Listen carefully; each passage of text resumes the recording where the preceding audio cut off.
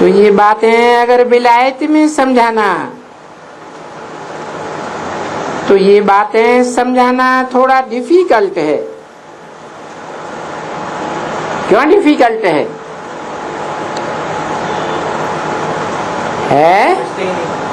क्योंकि जो विलायती धर्मखंड हैं वो सभी धर्मखंड विदेशी और विधर्मी हैं, पूरे 84 जन्म लेने वाले नहीं हैं।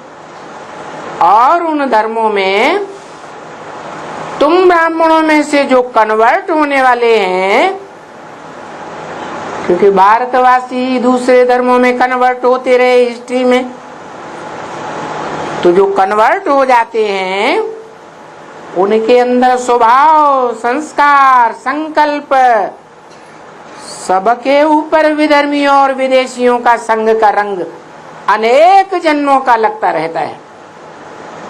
इसलिए ऐसे बच्चे जो विदेशियों के प्रभाव में, विधर्मियों के प्रभाव में आ जाते हैं, जो पूरे 84 जन्म नहीं लेते हैं, कुछ न कुछ कम जन्म लेते हैं, तो उन बच्चों को समझाना थोड़ा कठिन होगा,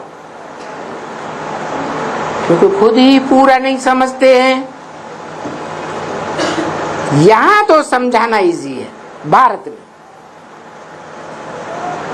क्योंकि यहाँ का माहौल और विलायत का माहौल, उसमें अंतर पड़ जाता है।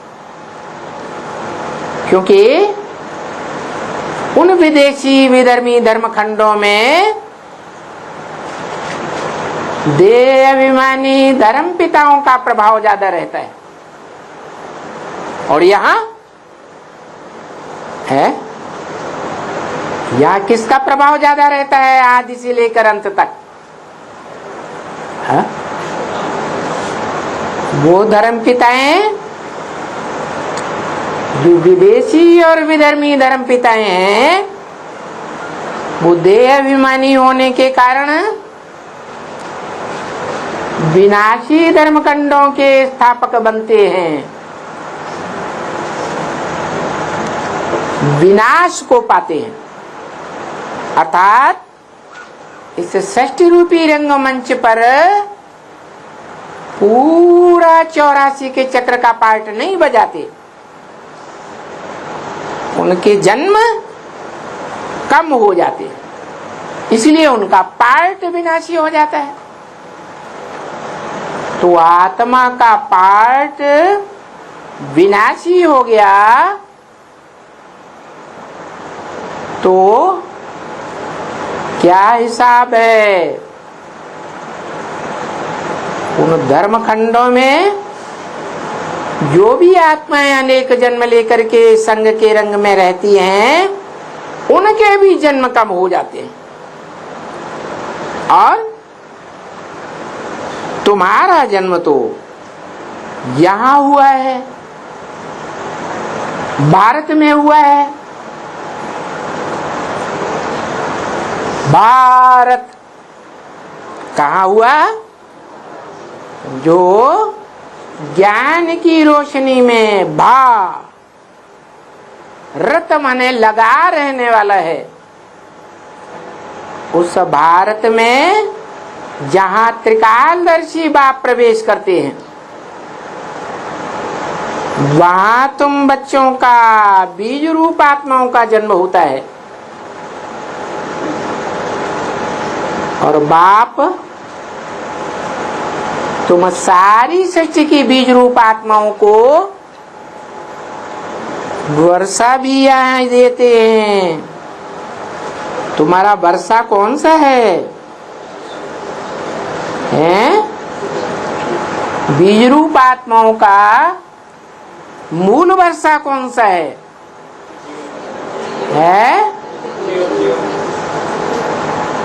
बीज रूप आत्माएं हैं, अपने अपने धर्म के बीज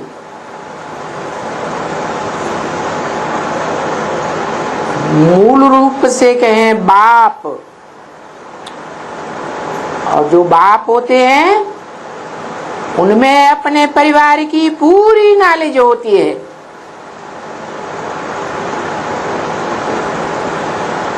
बीज माना ही बाप। तो तुम बच्चों को जो बापों का बाप है, सब धर्म पिताओं का बाप है। धर्म पिताएं ग्रेट फादर्स कहे जाते हैं, और वो धर्म पिताएं मनुष्य सृष्टि के आदि पुरुष आदम व एडम को तो मानते ही है, स्वयं को तो नहीं कहते कि हम आदम। उससे साबित होता है कि उन धर्म पिताओं का भी कोई बाप है।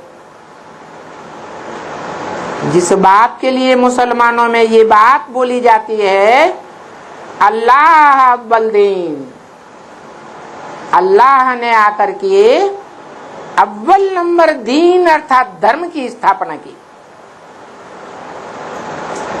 और अव्वल नंबर का धर्म है देवी देवता सनातन धर्म।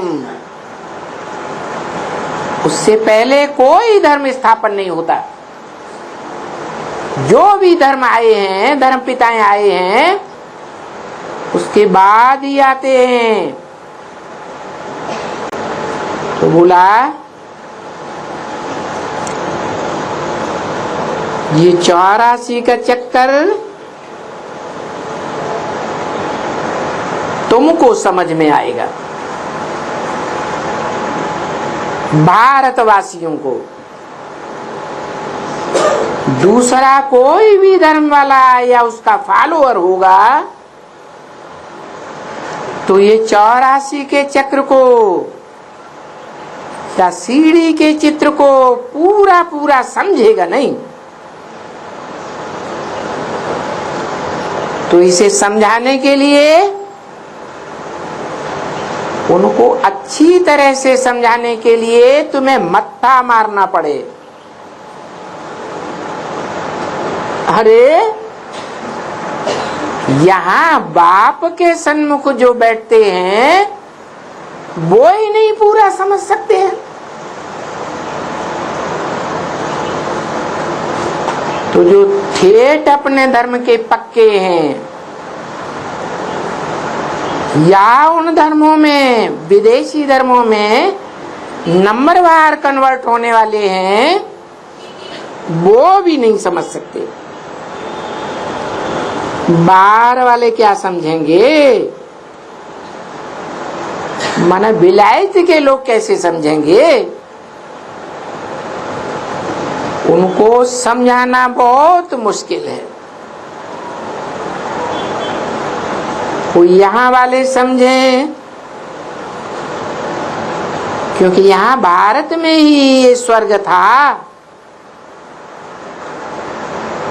क्या विदेशों में स्वर्ग बनता ही नहीं? क्यों नहीं बनता? क्योंकि विदेशी धर्म खंडों के जो धर्म पिताएं हैं वो स्वस्थिति में पूरे स्थित हो ही नहीं पाते। और यहाँ तो आत्माओं का बाप भारत में ही आता है, जो सदा स्वस्थिति में रहने वाला है, कभी भी देह के बंधन में नहीं बंधता, कभी भी इंद्रियों के बंधन में नहीं आता। वो सिखाता है तुम बच्चों को कि स्वस्थिति में स्थित होना है। देह पर है, पर माना प्रकृति के 5 तत्वों का संघात है। इसका नाम ही है प्रकृति। ये पर है, स्व नहीं है। स्व माने सदैव स्व स्थिति में रहने का पुरुषार्थ करने वाले। तो यहाँ जो भारतवासी थे वो भारत ही स्वर्ग था, जो अभी भारत क्या बन गया? नरक बन गया। क्यों नरक बन गया? क्योंकि भारतवासी सुनी सुनाई बातों पर विश्वास करने वाले हैं। ये मात्र देश के हैं। भारत मात्र देश है, दूसरे देश मात्र देशी नहीं है। क्या? यहाँ भगवान बाप आते हैं निराकार ज्योति बिंदु शिव, तो आते ही भले पुरुष तन में आते हैं। दादा लेखराज के तन में भी आवे तो नाम क्या रखते हैं? ब्रह्मा नाम रखते हैं, क्योंकि काम के आधार पर शास्त्रों में नाम पड़े। तो ब्रह्मा से क्या काम लेना होता है? ब्रह्म माने बड़ी, माँ माने माँ। तो जिस अव्वल नंबर माँ में आए उसके क्या नाम लेना, क्या काम लेना है? अव्वल नंबर धर्म वंश की स्थापना करना। अव्वल नंबर धर्म वंश कौन सा है?